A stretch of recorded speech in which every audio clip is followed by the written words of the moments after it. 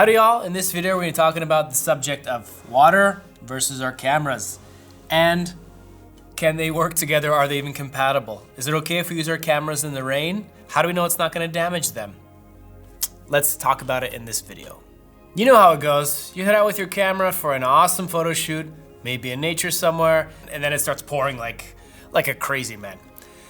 And then we're afraid to take the camera out of the bag just in case it gets damaged by rain, because in most cases it costs us an arm and a leg just to get this camera.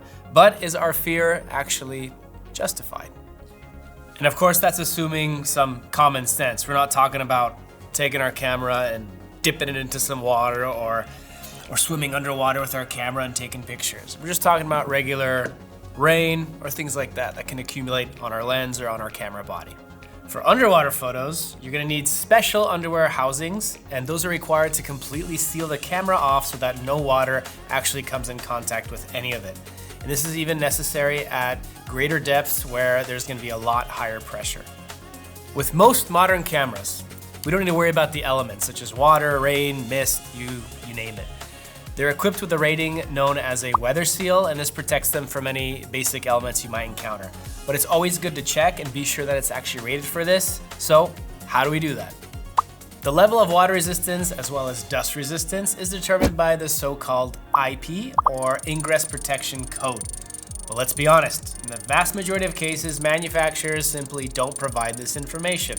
The exception is cameras that are specifically marketed for their durability, like the Olympus OM1 with the IP53 protection. So the best option is to find the manual for your camera from the manufacturer. Yeah, it's really boring, but manuals can be an excellent guide in this sense. And these will usually clearly state under what conditions the camera can be safely used. And you can find the manual either in the box, or if you already threw it away, you can go online to the manufacturer, type in the model, for example, if needed, and you should be able to find your exact camera. Now, another thing to consider is the lens. The same weather resistance rules apply to the lens as to the camera body. So be sure to check the weather resistance for both of them, just to be sure. All right, so that covers the base. But if we're still worried about our camera and we know or paranoid that we're gonna be shooting in some extreme weather conditions where stuff is just gonna hit the fan, we really have two options, and it all depends upon whether or not we're willing to dish out some money.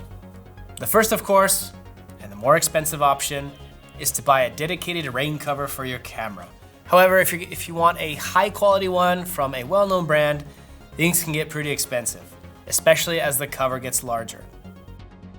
Now the second, cheaper option, and I think I might have your ears here, is to do something DIY.